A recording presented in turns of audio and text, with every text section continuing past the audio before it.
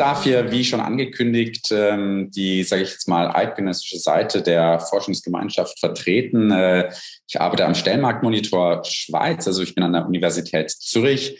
Hier wird seit etwa 20 Jahren mit Stelleninseraten gearbeitet, eben vielleicht ähnlich wie Herr Professor Helmrich das am Anfang gesagt hat, anfangs eher händisch, mittlerweile stärker involvierend mit Data Science, Data Engineering. Wir sind im Grunde mittlerweile ein interdisziplinäres Projekt, gepaart mit der Computerlinguistik und machen sehr viel auch im Bereich NLP. Ich will heute modellbasierte Anwendung des Text Preprocessings vorstellen. Da geht es, wenn ich um modellbasierte Anwendungen spreche, um Sprachmodelle, wie wir sie nutzen, in 2 Fällen. Ich will vorher noch ein bisschen einen Überblick geben. Also im Grunde geht dieser Vortrag auch eher ein bisschen in die Breite als in die Tiefe. Und ich hoffe, dass ich damit quasi alle Seiten der Zuhörerschaft auch abholen kann. Später gerne natürlich noch die Fragen, wenn es mehr in die Tiefe gehen soll. Erstmal eine Vogelperspektive von dem, was wir, beziehungsweise was ich mache. Ich mache, was Herr Professor Helmrich angesprochen hat, mehr oder weniger die Drecksarbeit in unserem Projekt, also die Datenerhebung und Qualitätssicherung. Oben links sehen Sie, wir haben stichprobenbasierte Datenerhebung. Wir erheben unsere Daten weitestgehend selber und wir basieren es auf Stichproben. Im Detail kann ich nicht drauf eingehen, aber im Grunde wollen wir eben die Hochrechnungen auf die Gesamtschweiz nicht dem Zufall überlassen, also mit Gewichtungen und so weiter. Deswegen basieren wir das auf einer Stichprobe. Dann unten links im Bild sehen Sie unsere Datensammlung. Also wir sammeln sowohl Daten von Stellenbörsen, großen Stellenportalen, als auch von den Webseiten der Firmen. Speisen es also wahrscheinlich ähnlich wie, wenn Sie auch Daten sammeln, dann in ein Datenbanksystem ein. Es wird dann übergeleitet an Qualitätsmanagement und letztendlich geht es dann über zum Text Preprocessing. Und das werde ich heute etwas beleuchten, also dieser Kasten unten rechts. Dann geht es um 2 Anwendungen. Einmal um ein Text-Zoning, das wird vor allem betreut von meiner Kollegin Ann-Sophie Gnehm.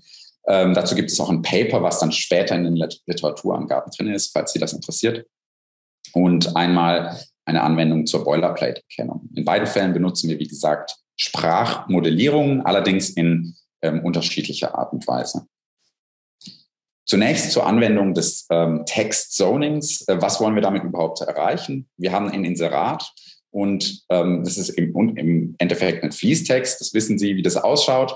Und wir wollen quasi in einem ersten Schritt, und das ist eine Art Text Preprocessing für uns, Struktur anlegen für dieses Inserat.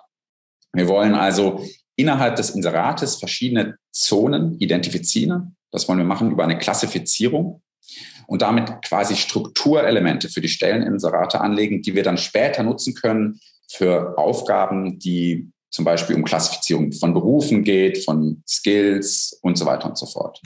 Wir benutzen dafür überwachtes maschinelles Lernen und wollen 8 Kategorien feststellen. Zum Beispiel die Kategorie 6, 7 und 8. Dazu zeige ich Ihnen nachher ein Beispiel. Da geht es um die Jobbeschreibung in Zone 6. Zone 7 benötigte Hard Skills und Zone 8 sogenannte benötigte Persönlichkeitsmerkmale oder Soft Skills. Wie wir das machen, wir benutzen eine Neural Language Model Architektur, also ein neuronales Sprachmodell. Wir haben dafür den German BERT von DeepSet angepasst, Domänen adaptiert und haben den JobAdBERT kreiert. Für diejenigen, die nicht so verwandt sind mit Sprachmodellen, das sind im Grunde statistische Modelle, die Sprache abbilden, die zum Beispiel benutzt werden können, um Sprache zu generieren, aber auch für ganz andere Aufgaben aus dem NLP. Also sind sehr vielfältig, teilweise sehr mächtig. Zum Beispiel BERT ist mittlerweile eine der mächtigsten Architekturen, die man auch so, ohne dass man 5 Jahre rechnen muss, selber benutzen kann. Dennoch wurde das Ganze relativ aufwendig. Wir haben das adaptiert anhand von über 2 Millionen Inseraten aus unserem eigenen Korpus und aus dem Korpus der X28. Das ist eine Firma aus der Schweiz, die auch Stelleninserate vertreibt. Und diese Adaption, die hat etwa 2 Wochen gedauert. Das heißt, da geht schon relativ viel Compute, zieht durch das Land, um dieses Modell anzupassen. Und danach kann das Modell genutzt werden für ein Feintuning. In dem Fall ging das Feintuning darum, eben dieses Text-Zoning aufzusetzen. Das haben wir gemacht anhand von etwa 23.000 Inseraten. Diese Inserate sind also manuell annotiert. Ja, deswegen, hier geht es um das supervisierte maschinelle Lernen. Es wurde also von Hiwis, wurde das manuell annotiert. Und wir annotieren, wir kategorisieren die Inserate auf Token-Ebene. Wie das aussieht, zeige ich Ihnen jetzt gleich im Ergebnis. Wir haben hier ein Beispiel, habe ich aufgelistet, klassisches Inserat. Und da hat eben unser Algorithmus verschiedene Textzonen eingezeichnet. Zum Beispiel oben im Inserat sehen Sie in Gelb unterlegt die Zone 6 oder 60. Da wird die Jobbeschreibung eben festgestellt. Und da sehen Sie zum Beispiel, ja, es geht um die Post, die Stellenprozent 80 bis 100%.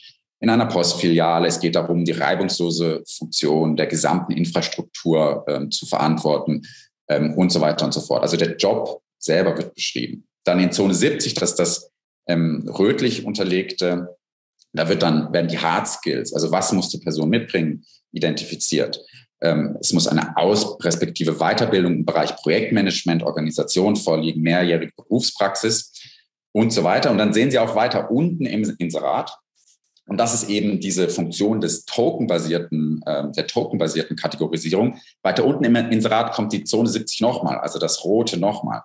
Französischkenntnisse, Kenntnisse im Bereich Projektmethodik und so weiter und so fort. Das heißt, es wird an verschiedenen Stellen im Inserat festgestellt, worüber wird gerade so grob gesprochen.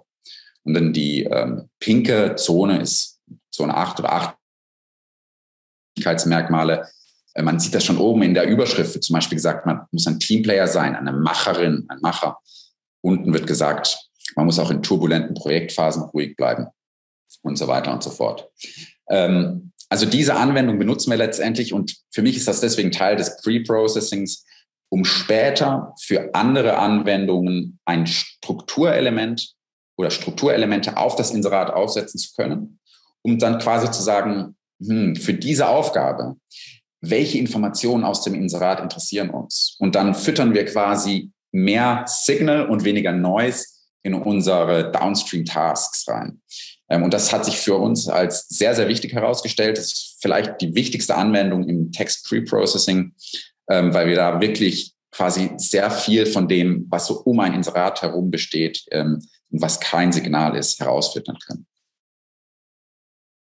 Die zweite Anwendung, die ich Ihnen vorstellen will, ist die Boilerplate-Erkennung. Und da ist das Problem, dass wir oftmals eben von heterogenen Quellen Inserate scrapen. Das bedeutet, wir gehen auf ein Stellenportal, scrapen ein HTML-Dokument und es stellt sich heraus, dass hier oftmals unsaubere Elemente drin sind. Das enthält dann beispielsweise Linklisten, Menüleisten, Sidebars, Werbung, viele Sachen, die wir überhaupt nicht wollen, die wir nicht brauchen, wo wirklich noch ein bisschen so Drecksarbeit gemacht werden muss, um die rauszulöschen. Hier gibt es ein Beispiel, das ich Ihnen mitgebracht habe, ein Stelleninserat, jetzt ohne Styling, also ohne CSS und so weiter, mal einfach nur das HTML-Dokument. Da sehen Sie ihn rot markiert, sehen Sie etwa oben, folgen Sie uns. Da geht es also um soziale Medien oder Aufruf zum Folgen eben. Es gibt dann ein Menü, Karriereportal Rätische Bahn, das ist eben einfach ein Menü von der Seite, von der Firma, die dieses Inserat aufgeschaltet hat. Und das interessiert uns überhaupt nicht. Und weiter unten fängt dann das eigentliche Inserat an. Und das ist, sage ich jetzt mal, der saubere Content. Ja. Und wir wollen im Grunde das oben herauslösen. Die Aufgabe, die wir lösen wollen, ist eine binäre Klassifikation zur Erkennung von Boilerplate, also diesen roten Teil oben, das nennen wir Boilerplate, alles, was wir löschen wollen. Und wir wollen das in diesem Fall über unüberwachtes maschinelles Lernen lösen. Das ist natürlich sehr spannend, weil man eben nicht die Annotation der Hiwis braucht und mit sehr viel größeren Textmengen arbeiten kann. Unser Ansatz kommt aus dem CCNet-Paper von Wenczek et al., also einer Forschungsgruppe von Facebook, die im 2019 etwas Ähnliches gemacht hat. Und zwar unterscheiden wir zwischen inseratsspezifischer und Boilerplate-spezifischer Sprache über Perplexity Scores. Im Grunde sieht die Umsetzung so aus, wir trainieren ein Ngram Language Model, eine relativ simple Sprachmodellarchitektur anhand von sauberen Stelleninseraten. Also anhand von Stelleninseraten, wo wir wirklich wissen, da ist keine Boilerplate drin. Der Trainingsdatensatz sind etwa 700.000 Inserate, also schon ein recht gutes Volumen. Dann berechnen wir die Perplexität anhand dieses Sprachmodells für Textbausteine, die wir noch nicht gesehen haben, also von gescrapten Inseraten. Ich zeige Ihnen das gleich im Detail, wie das dann etwa aussieht. Eine niedrige Perplexität bedeutet, die Sprache ist inseratspezifisch. Hohe Perplexität bedeutet, die Sprache ist eher Boilerplate-spezifisch. Also, um Ihnen eine Intuition zu geben, wir nutzen im Grunde die Tatsache, dass Boilerplate und Inserate, also die saubere Inserate, eine andere Art von Sprache benutzen. Das Sprachmodell sagt im Grunde, Boilerplate, wenn es Boilerplate sieht, sowas Ähnliches habe ich noch nie gesehen.